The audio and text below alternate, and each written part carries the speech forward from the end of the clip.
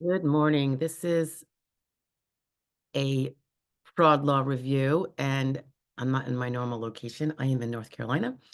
So I thought I'd throw a little bit of the Capitol as my backdrop. Anyway, yeah, I'm working out of North Carolina this week.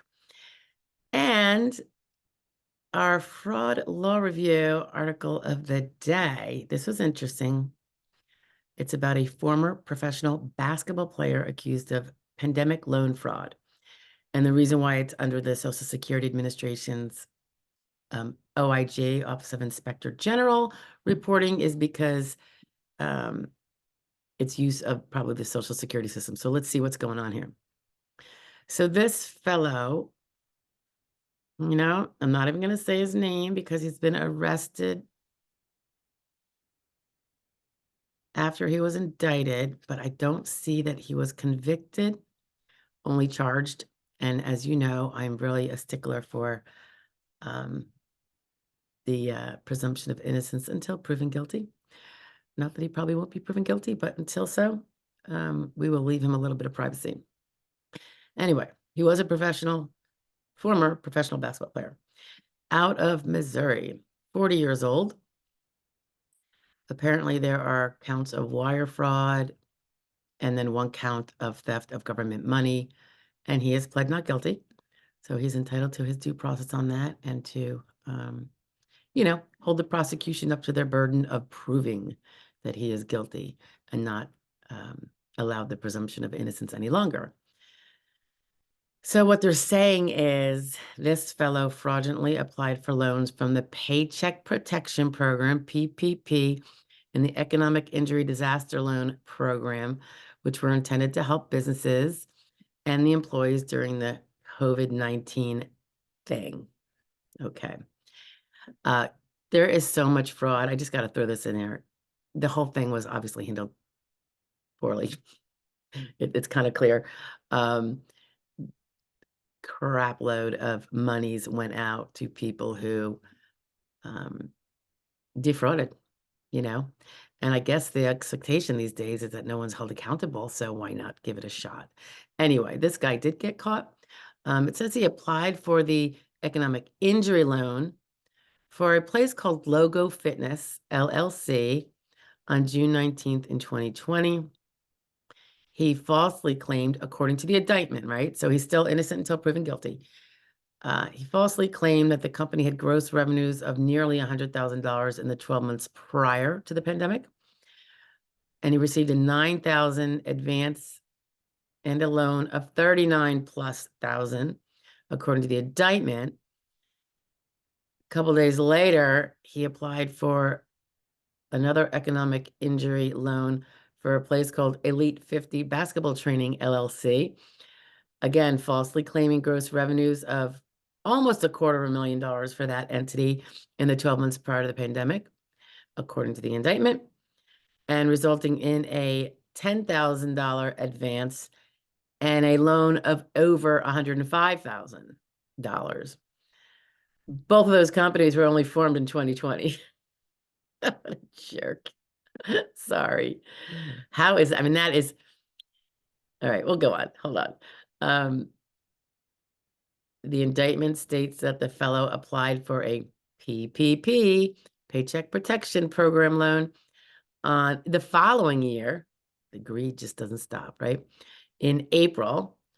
And in the application, allegedly, he falsely stated that he was the sole proprietor of a janitorial service that is named after himself. I'm just not going to name it, only because it's his name. But it's a janitorial service company now. And he received over $20,000 in a loan under the PPP. Remember the PPP for, businesses to be able to stay afloat. They're like legitimately to pay their employees so that their employees would not leave, people would not starve, and businesses would not go under. That was the theory. Didn't really get effectuated that way, though. Probably did for some, but there was so much fraud. So each wire fraud charge, the OIG is telling us, is punishable by up to 20 years in prison $250,000 fine, or both. The theft charge is punishable by up to 10 years in prison and also a $250,000 fine. And as the OIG does whenever there's not a conviction yet in sight, and I like this, I appreciate this, quote, charges set forth in an indictment are merely accusations and do not constitute proof of guilt. Every defendant is presumed to be innocent unless and until proven guilty. I love that part of it. And it's funny because some people forget this. We see people wanting to hang, for lack of a better word, any of the, you know, usually it's a famous person who's been charged with something. And if a person doesn't like him or her, they're saying, oh, skip the trial, put him in prison, da da da da. Well, we see what happens then. It tends to be a lot of innocent people going to jail, right? So you got to go through the court system, and the court system has got to comply with due process for every single one of us. We are all entitled to that, just as no one is above the law, no one's beneath it either. So I look forward. Hopefully they'll report back when this is completed, one way or another.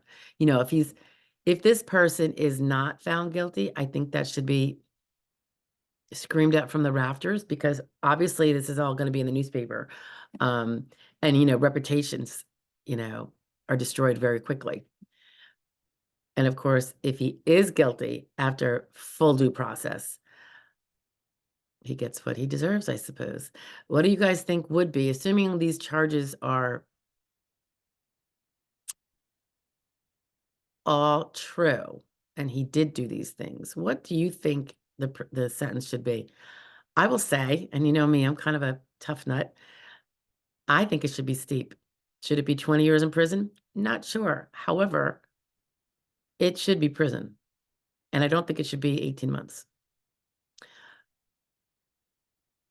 I suppose we could look at if he has any priors. They probably will look at that. I don't know how many years, if you think he should get prison at all. He's probably spent the money, so he probably is never going to pay it back. So that's coming out of your pocket and my pocket. Already has, and it's not going to be recouped probably. So what do you think the sentence should be?